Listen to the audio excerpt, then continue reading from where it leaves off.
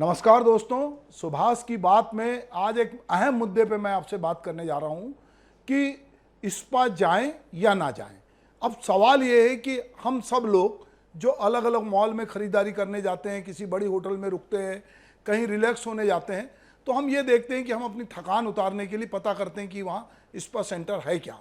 और शहर में भी बहुत सारे इस्पा सेंटर खुलते हैं। हमें रोज़ व्हाट्सएप से अलग अलग जगह से फ़ोन भी आते हैं, मैसेज भी आते हैं कि हमने नया इस्पा सेंटर खोला है, आप आइए। तो ये तो एक बात हुई। दूसरी, मीडिया के जरिए ये भी खबर आती है कि इस्पा में कुछ देह व्यापार हो रहा था और वहाँ छापा डाला और लोगों को पकड़ा गया, और ये लगातार इस तरह की बात होती है। तो एक जिम्मेदार नागरिक जो मान लो शुगर पेशेंट है या उसके हाथ पैर में दर्द है, वो फिजियोथेरेपी सेंटर में नहीं जाता और वो इस्पा में जाता और उसको सोचता है कि वो रिलैक्स होना है। अब उसके पास ये संकट है कि वो जाएगा और अगर मान लो वहाँ पुलिस आती है और वहाँ कहती है कि आप किसी तरह के आप ऐसे अवस्था में पाए गए, जो अवस्था, तो सवाल जो अब आदमी इस्पा में जाता है तो कहीं पर भी, चाहे वो अपने घर में मसाज कराए, चाहे इस्पा में मसाज कराए, चाहे आप छोटे बच्चे की मसाज करें, चाहे बड़े की मसाज करें, आप जब मसाज करते हैं तो उसके शरीर की मसाज करते हैं, तो आप उसके पास कम से कम कपड़े होते हैं जिस पर कि आप वो मसाज होती है। पर अब धीरे धीरे जब पुलिस इनको पकड़ती तो कहती कि वो संदिग्ध हालत में मिले या कम कपड़े में मिले। अब ये एक प्रकार से ऐसा इसको ये इस तरह से प्रचारित होता है जैसे कि कोई देह व्यापार के एक नए केंद्र बन गए हैं।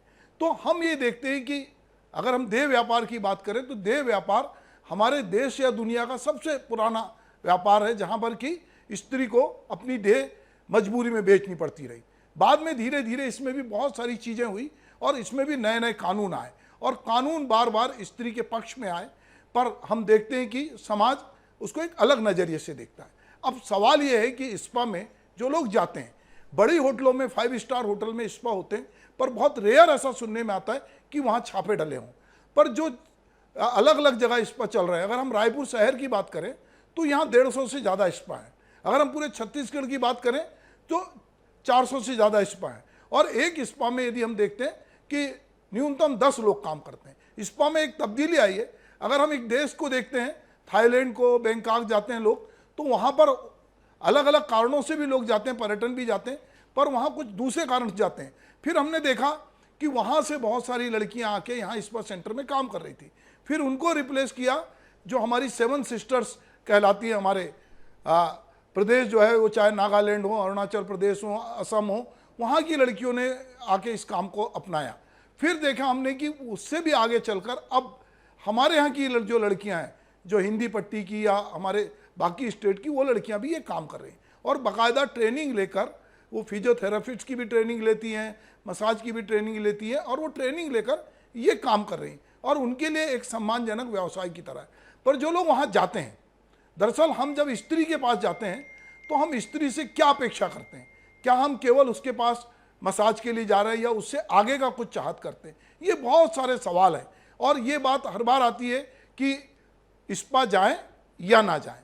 तो हमारे साथ इस पर बातचीत करने के लिए मुझे लगा कि ये एक ऐसा विषय है कि जिस पे बात करनी चाहिए। बहुत सारे लोगों के मन में संशय है, कुछ लोग इसको छिपाते हैं और अगर अपने घर में भी नहीं बताना चाहते कि हम इस्पा गए थे, पता नहीं जैसे इस्पा जाके कोई अपराध कर रहे हैं। पर कुछ लोग होते हैं कि अपने परिवार के साथ जाते हैं, पति पत्नी दोनों जाते हैं और जाके इस्पा में मसाज लेते हैं।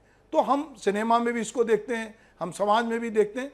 तो हमको लगा कि एक ऐसा विषय है जिस पर बहुत खुलकर बातचीत होनी चाहिए।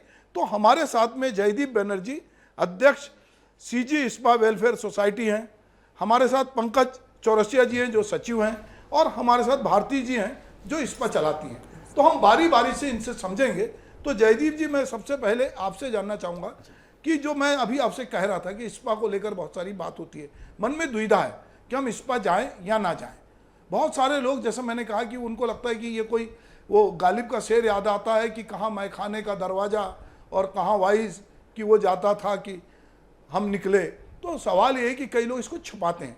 तो ऐसा क्या हो रहा है इस्पा में, और इस्पा के व्यवसाय के लिए किस तरह के लाइसेंस की ज़रूरत होती है, उसमें नगर निगम की क्या भूमिका है, पुलिस की क्या भूमिका है, जो संचालक हैं उसकी क्या भूमिका है, और जो आपकी वेलफेयर सोसाइटी है उसकी क्या भूमिका है?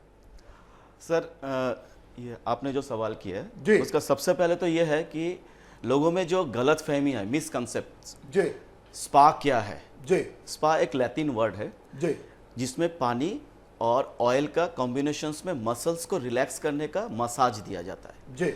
तो ये तो शुरुआत होता है जब हम जन्म लेते हैं, जब बच्चा पैदा होता है उस समय जो दाइमा उसको ऑयल से मसाज करते हैं, वो हमारी ज़िंदगी का शुरुआत का स्पा रहता है। तो स्पा तो हमारे जीवन के शुरुआत से ही हमारे साथ जुड़ा हुआ है, लेकिन मुश्किल इस बात की है कि लोग समय के साथ साथ इसके मायने को बदल दिए हैं। जी। हमारे हमेशा कोशिश रहता है लोगों को ये बताने की कि जैसे स्पोर्ट्समैन के लिए अगर वो स्पोर्ट्समैन है तो उसके मसल्स को जो स्टिफनेस है उसको रिलैक्स करने के लिए स्पा के अलावा और कोई रास्ता ही नहीं है। जो बिजनेस करते हैं उनको बिजनेस का टेंशन रहता है, उस समय भी उनको रिलैक्सेशन की ज़रूरत पड़ती है। That is the best way कि वो स्पा आए।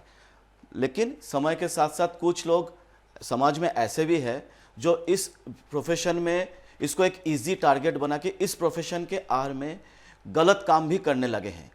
तो प्रशासन समय समय पे ऐसे लोगों के खिलाफ कार्रवाई करती है।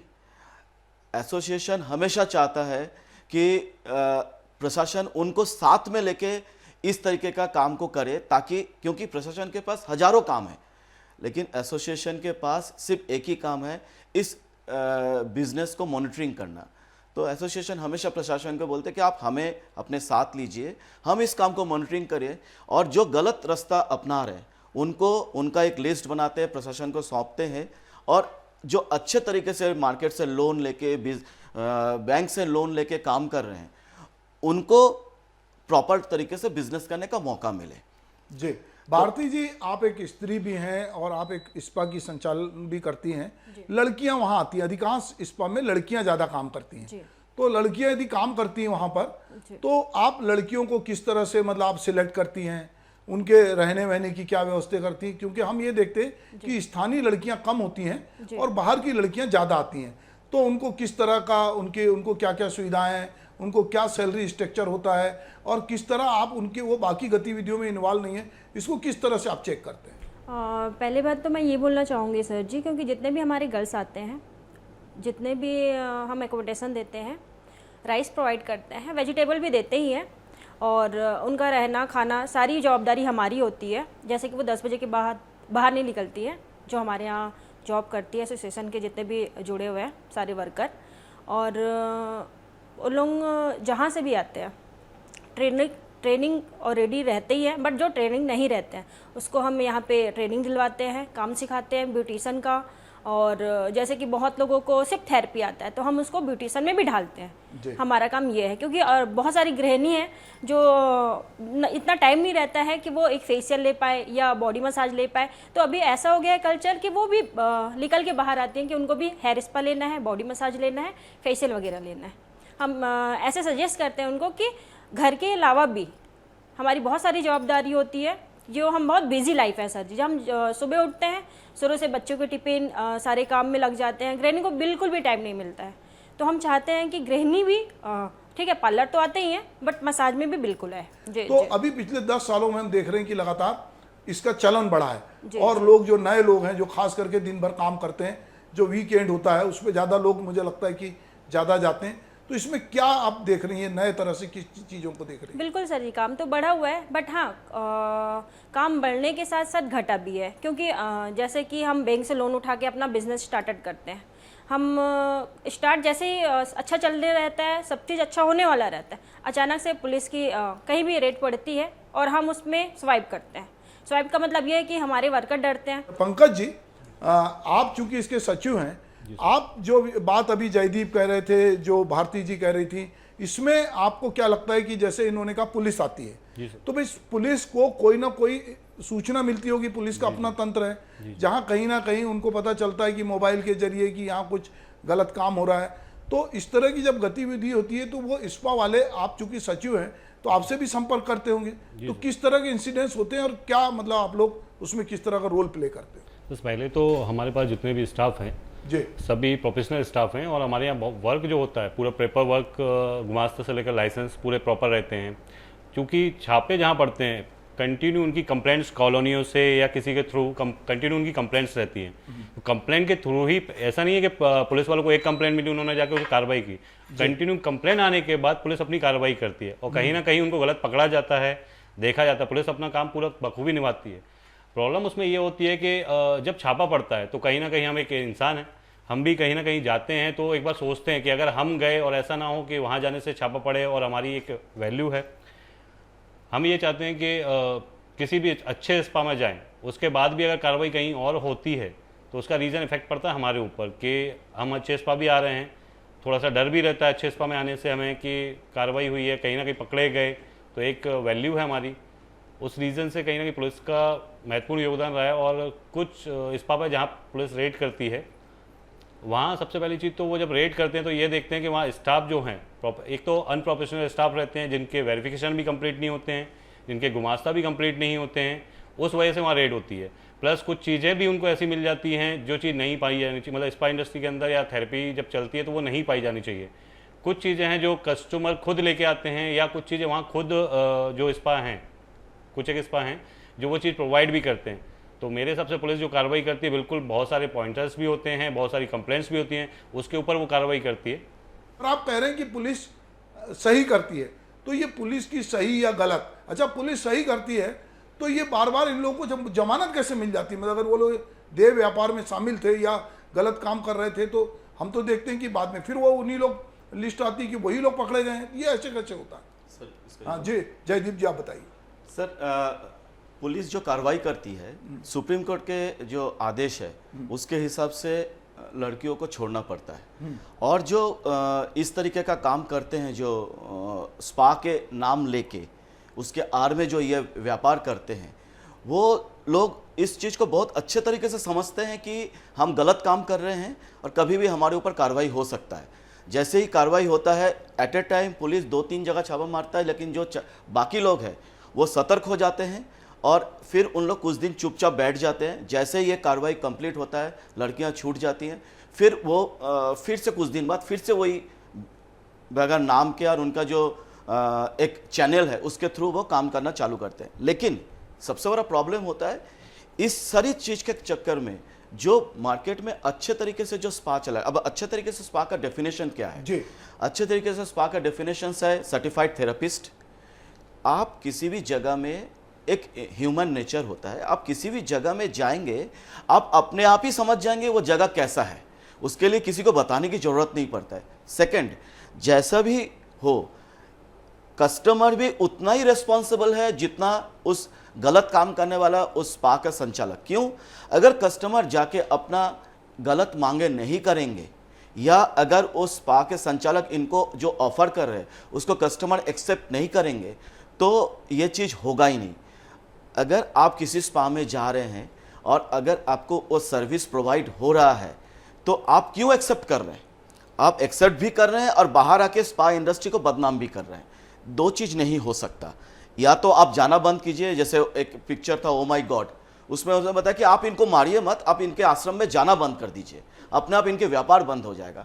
तो हम कस्टमर्स को भी अप्रोच करते कि आप मत जाइए। अब जब जाएंगे ही नहीं तो वो चलेगा कैसे? आप पहली बार गए, आपको पता चल गया कि ये जगह अच्छा नहीं है, तो आप दोबारा वहाँ जाओ मत। पुलिस के पास कंप्लेंट इस तरीके से आता है, यही कस्टमर्स बाद में पुलिस को कंप्लेन करते हैं कि यहाँ ऐसा गलत, क्योंकि ये माउथ पब्लिसिटी होती है। तो ऑब्वियसली जब माउथ पब्लिसिटी होगी तो कुछ दिन बाद पुलिस तक ये बात पहुँचती है। जब पुलिस की तक बात पहुँचती है तो पुलिस कार्रवाई करती है। मुझे लगता है कि चूंकि एक नए तरह का बिजनेस आ रहा है, स्टार्टअप एक नए तरह का है, तो अभी हम गुमास्ता की बात कर रहे हैं। गुमास्ता तो किसी भी व्यवसाय को करने के लिए आप लेते हो, एक गुमटी आप दुकान भी खोलते हो तो उसके लिए भी गुमास्ता चाहिए, आप कुछ भी करते हो। पर सवाल एक सेंसेबल बिजनेस है जिसमें कि कहीं ना कहीं संदेह की भी गुंजाइश है। तो इसमें भी ये सोचना चाहिए कि एसोसिएशन साथ मिलकर प्रशासन इसके लिए कोई एक नीति बनाए कि भाई हम अगर आपको स्पा खोलने की अनुमति दे रहे हैं तो उसमें ये नाम सुने, केवल गुमास्ता के आधार पे। अब देखिए किराएदार भी हम रखते हैं तो पुलिस को हमको ये लिस्ट देनी पड़ती है कि हमने किराएदार किसको रखा है, उसका वेरिफिकेशन होता है। अगर स्पा में जो लोग काम कर रहे हैं उनका वेरिफिकेशन हो कि उनका ट्रैक रिकॉर्ड क्या है। अब तो आधार के जरिए सबके बारे में पता चल जाता। और अब तो हम धीरे धीरे इलेक्ट्रॉनिक चीज़ें इतनी हैं कि हम किसी के बायोडाटा निकालना चाहें तो निकाल सकते हैं। पर बावजूद इसके, चूंकि बहुत लोग कम पूंजी में कुछ व्यवसाय करना चाहते हैं और जल्दी करना चाहते हैं, इसीलिए कई बार ऐसा भी होता है कि गेहूं के साथ घुन भी पिसा जाता है। हम ये जो बात कर रहे हैं कि इस्पा जाए या ना जाए, चूंकि लगातार लोग इस्पा जा रहे हैं, इस्पा की सूचना आ रही है, ये व्यवसाय फल फूल रहा है।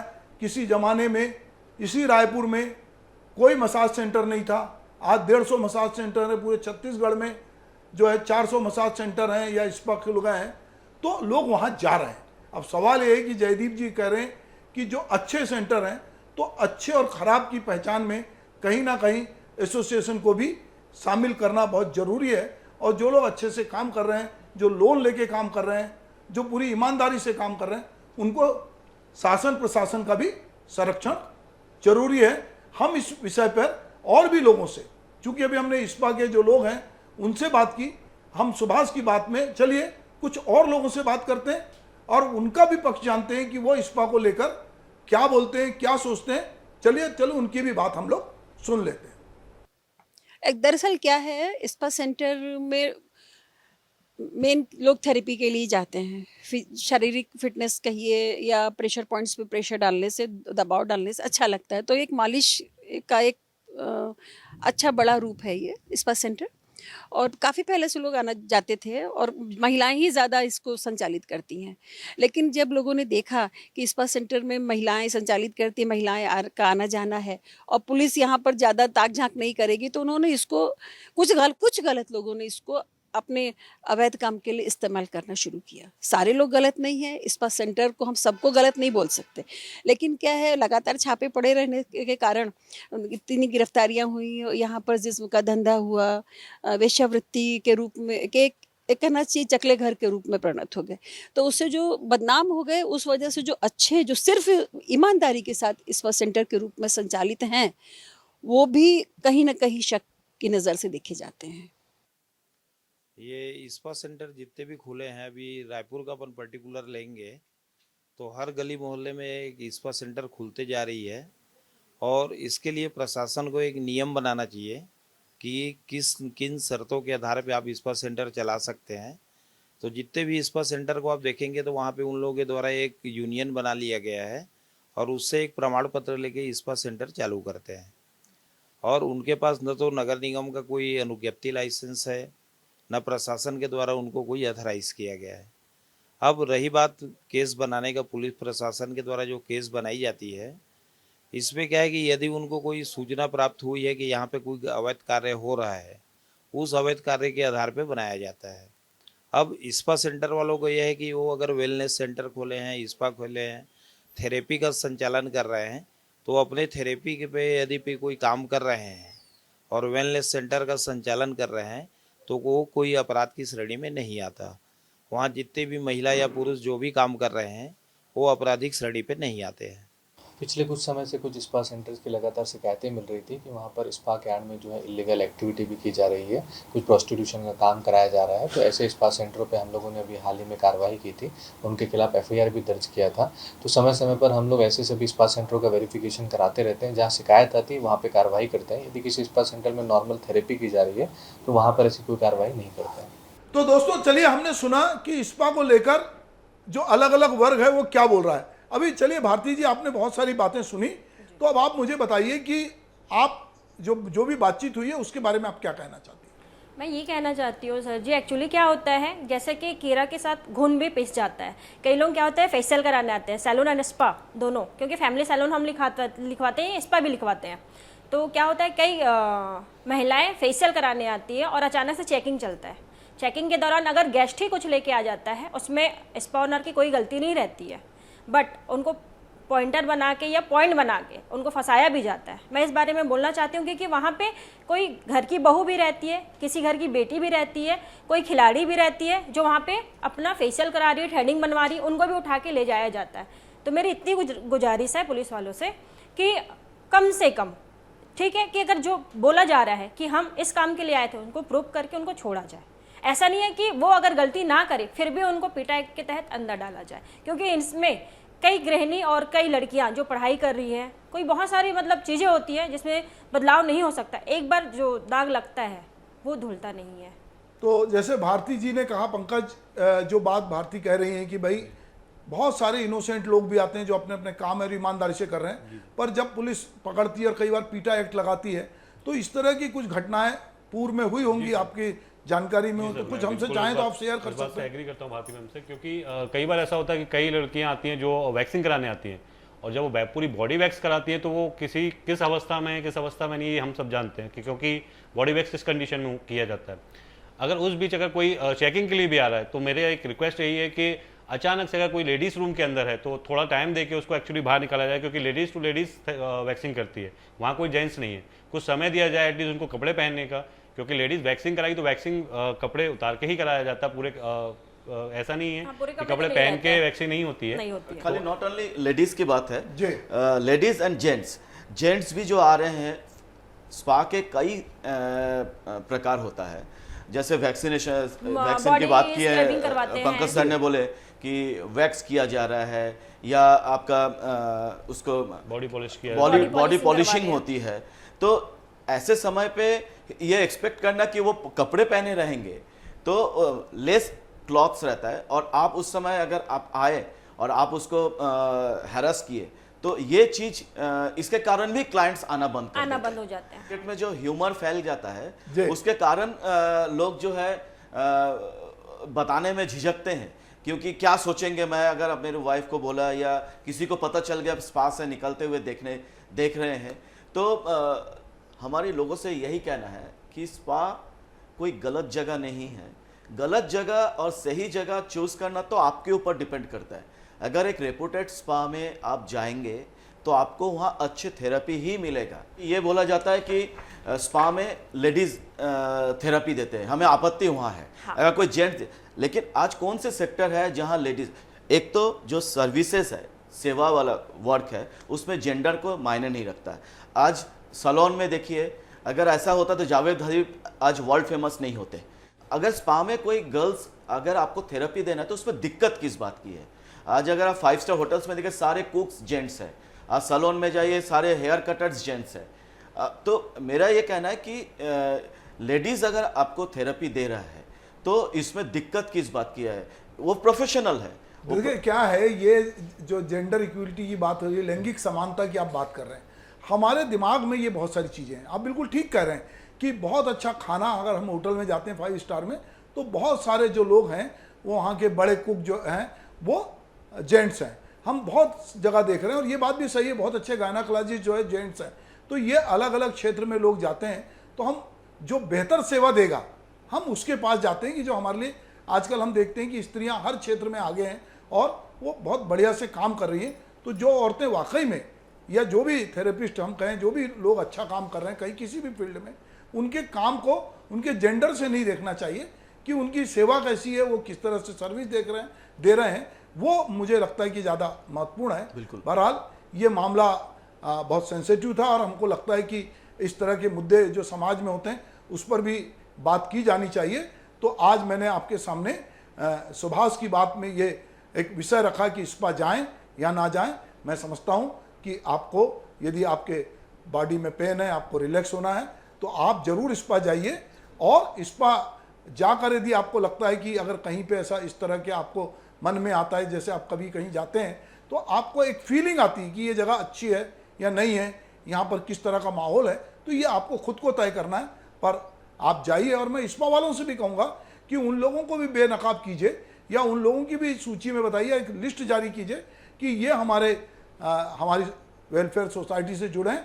बाकी के बारे में जो नाम, ये मत कहिए कि वो क्या करते हैं, आप ये कहिए कि बाकी के बारे में हमारी गारंटी नहीं है कि अगर ये कुछ करते हैं और यहाँ पर उस तरह से लोग काम कर रहे हैं तो इसके लिए हम जिम्मेदार नहीं है। तो आपको भी इसमें कहीं ना कहीं रोल प्ले करना होगा। बिल्कुल जी, नमस्कार। नमस्कार।